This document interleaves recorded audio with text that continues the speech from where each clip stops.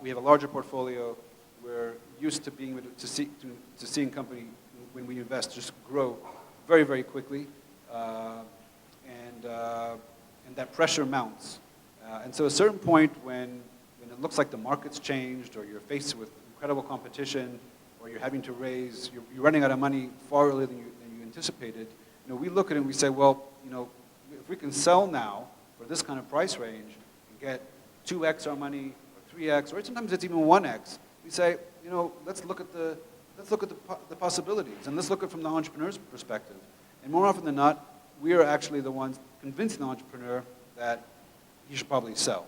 That the risk of raising money, of going out, of being diluted, and then going another 2 years is so great they should sell. So it's not so much just the entrepreneurs, it's also the investors, but ultimately it's a collective effort to make that decision.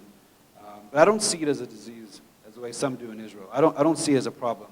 No country in the world has the volume of M&A exits that Israel produces. And we're proud of that. We bring multinationals to Israel, multinationals that have done it before, like Cisco, but also new multinationals that have never set foot in Israel. And that adds to the high-tech ecosystem of which we generate entrepreneurs, we recruit management, and we recruit engineers. And so that's vital for the industry. And so I think it's clear that while we're having a lot more M&A exits, we're seeing a lot more IPOs. I don't know how many we've had, how many are in the pipeline right now. The estimate's about 5 or 6, but we've had for sure 3 or 4 big ones over the last 12 months, and I think that's a sign of good things to come. That's interesting. Dealing with this point, thank you, dealing with this thing of exits, and this is an open question to any of you who want to participate. We've looked at the analysis, and indeed about, I guess, the 80-20 rule works here very well. So like 20% of the exits provide 80% of the returns in this industry. I think you showed me that statistic yesterday. So it's a very fresh statistic. It somehow appears that we're seeing bigger and bigger exits. And I was about to ask you, is it because the market is hungry, or because we are collectively becoming better at developing these kind of companies? I think we're getting better. We're getting better. We're getting better. The ecosystem's maturing.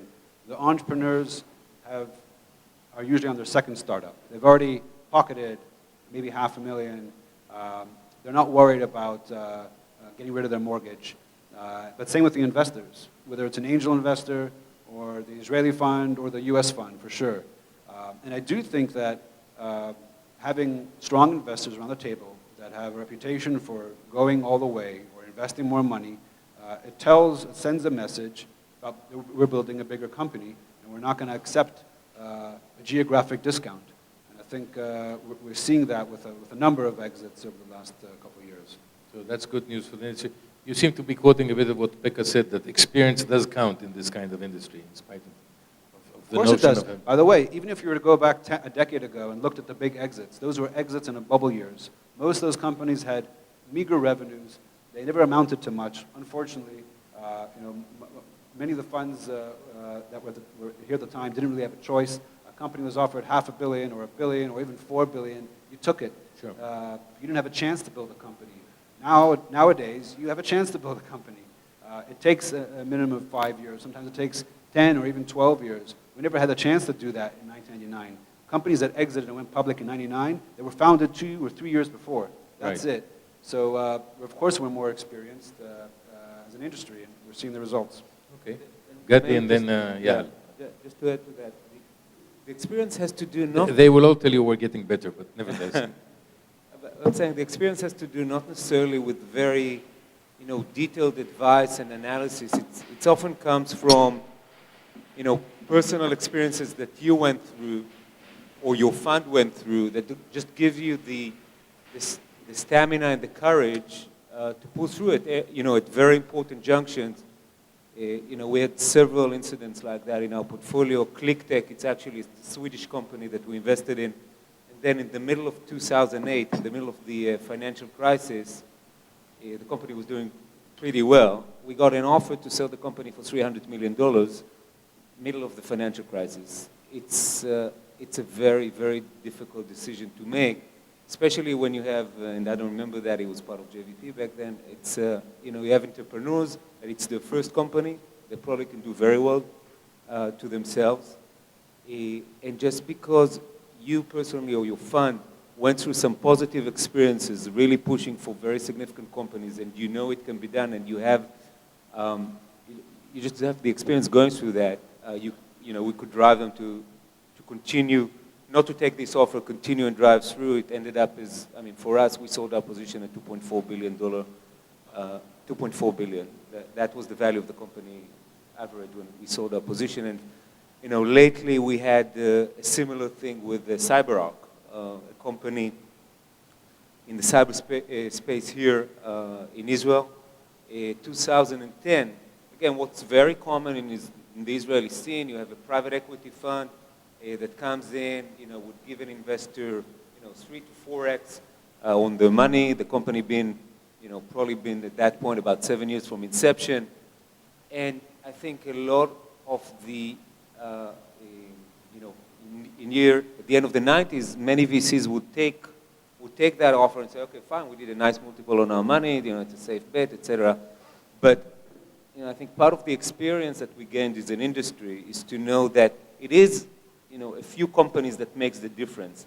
And if you have one of these in your portfolio, it's your responsibility to yourself, to the entrepreneurs, to your investors, to really make sure you maximize the value of this company. So we ended up, instead of selling, we ended up buying. We increased our position to more than 50% of that company.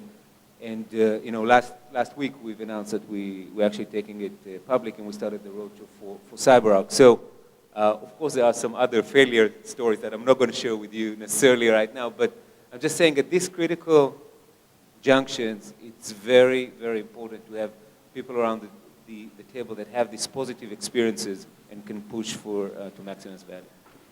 Thank you. I think you want. It looks like the ability to say no to a deal is something very important here. But I clearly concur with both comments, and we see that the industry and as a whole is maturing.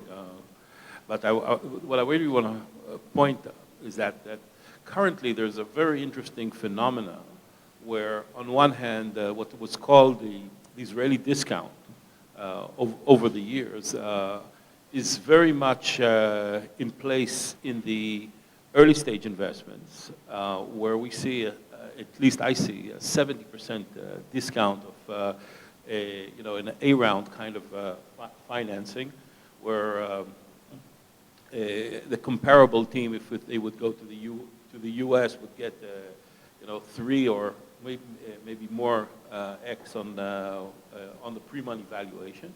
But on the other hand, on the exit side, we see a much closer gap in terms of the Israeli discounts, and that really comes into effect because of the maturity of the entrepreneurs, the investors, the advisors, etc. So that's a very, very interesting phenomenon that we see currently. And of course, what it means is an amazing opportunity. It's a market failure for investing now in Israeli early stage. So you're saying at the early stage there is a discount. We'll talk about Czechoslovakia in a minute. So Robert, I'll turn to you. But we're also interested to understand if there's a Czech discount or a Hungarian discount or a Greek discount. Go ahead. I'll just add one thing on the exits. I think it's supply and demand. You're seeing the technology companies that are coming in and writing the large billion-plus checks just have more money, more market cap. Technology continues to eat new markets, so they continue to be nervous about themselves getting eaten. So for them, for Facebook to write $1 billion check to take out Instagram, WhatsApp, whatever, well, WhatsApp much more, but for them it's a total no-brainer. Instagram at the time, everyone thought it was insane valuation, and now it looks like a bargain. So I think that's on the supply side. I think on the demand side, it's an aspect of the evolution of the market. There's more ability to say no. Companies, Israeli companies, other companies can go public. There's now the secondary market, which is a new phenomenon relatively, 7, 8 years, I think, maybe 10, of founders being able to get liquidity through other means, and I think that also enables them to build up companies without the pressure to exit prematurely. AVG. Speaking of exit prematurely, no. AVG is a Czech company that pretty much pioneered almost by accident the freemium model. This is well before we got involved. It started to penetrate. It's actually a great example of a company trying to penetrate a market, failing miserably, and just coming up with something new and said, let's just give it away for free. So they gave it away for free in 1999. And by the time we got involved, looking at it, 2004, it had 25 million users, a team that had really no idea what to do with those users. And so we came in and not just invested money. Actually, we didn't invest any money in the company. AVG's always been profitable, to your point. It's never actually needed secondary investment. But we helped build it up and really think bigger. I mean, I think the biggest value we added was there's no reason a company in Brno, which is the second largest city in Czech Republic, about 500,000 people, I think. There's no reason why the company from there can't be a global leader. And we just kept, as a mantra to management and to the employees, putting that in people's heads. And then with a little bit of luck and also bringing in some other investors, managed to grow it up to the company it became. And it's still a leader and went public 2.5 years ago, which is not always a great outcome for companies either. We talk about exits and is it exiting early or too late? And if a company goes public, it's not always a great outcome either for either the entrepreneur or the business as a whole. Some companies also go public before they're supposed to. Tell us about the VC market in the Czech Republic in general. I think the financial, I would call it not just the VC market, but the whole financial ecosystem is taking the model of the world, where you're seeing angel investors coming in earlier and earlier. 10 years ago when we started investing in Czech, we actually did it because we started advising companies on raising capital, found there was no way to actually raise capital. There were no VCs, certainly no angels. So we started investing in our own clients, which wasn't the best idea at the time, but then actually led us into the market, led us to AVG, led us to other things. And now it's amazing how much money there is available, and it all really emanates from angel investors. You have a lot of Czechs who have made money through various ways, privatization, et cetera, who want to put money, and through technology exits, and want to put money back into the ecosystem. And I think you're seeing, obviously, Israel, US, et cetera, but you're seeing that in a lot of markets as well, Czech being an example, where companies can actually get off the ground with some capital and not reliant on VCs. And then you do have some venture capital funds that have started regional and local, very specific. But I think it's really the angel investment community that's pushing things forward. One of the things, talking about the ecosystem that we've seen develop, is over time, successful entrepreneurs become sort of local heroes. And then over time you want to have the typical Jewish mother or whatever encourage her son or daughter to become an entrepreneur rather than what they used to do, said, get yourself a real profession, be a doctor or be a lawyer. So like the guys from AVG, are they sort of local heroes in Czechoslovakia? Does that seem to work as well? They are. The AVG, Avast, which is another antivirus company that's gone through an exit, they're local heroes. They're populating the ecosystem. There's a VC fund that we're an investor in that's raised from about 25. It's a fund that's invested. It's raised money from 25 individual investors, mainly Avast, AVG, other alumni. So yeah, you get a lot of that, and these guys are being able to invest in things that they know, things they understand, and I think to Gigi's point and other people's point, it's much easier. In Czech, we ran a fund, so I invested other people's money. Now it's mainly our own money plus syndicating to our investors, and it's much easier to invest your own money. It's always easier to lose your own money than other people's money.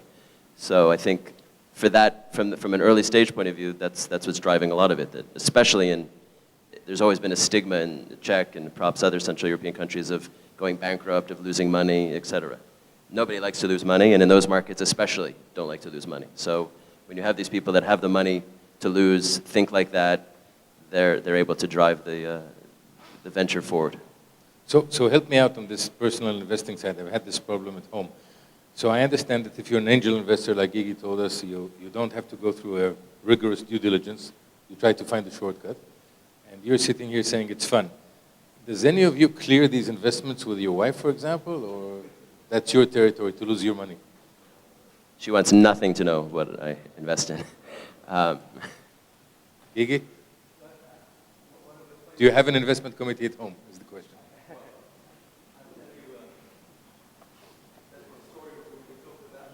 talk about investments that one could eventually not do for the wrong reasons. So one of the companies I invested in that ended up exiting very fast, by the way, a very bad exit, is my best deal because we sold the company for $140 million after 10 months.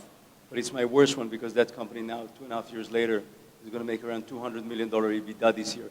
So it's, you know, I like saying that my best deal and my worst deal is the same deal. I'm in a good position. But that deal, that company was founded by somebody who was a good friend of my wife's. And when we started the company, it was on the lawn of a good friend. We sat down, we played backgammon, and he was complaining that life's not treating him well.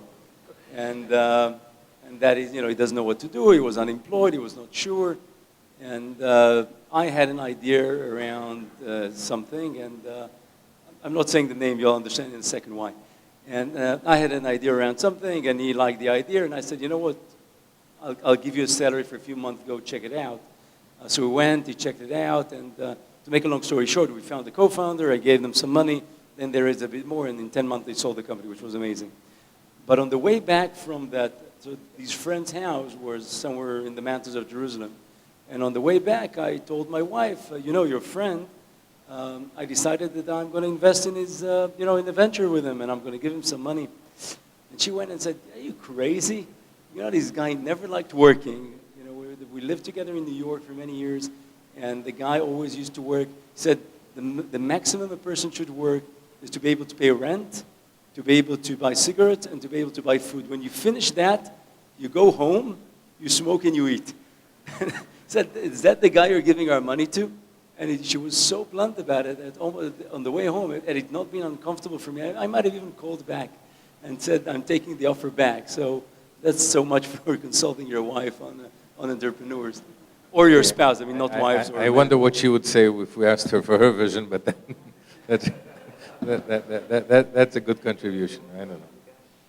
My wife always has the same opinion. You're making another mistake at the expense of our children. Story, your turn. Speaking of cross-border, you have the Italian part in you, you have the investing in Israel in the clean tech scene. Clean tech has had its boom years, then its down years, maybe it's coming back up again. Give us a feeling about what's happening in your part of the world.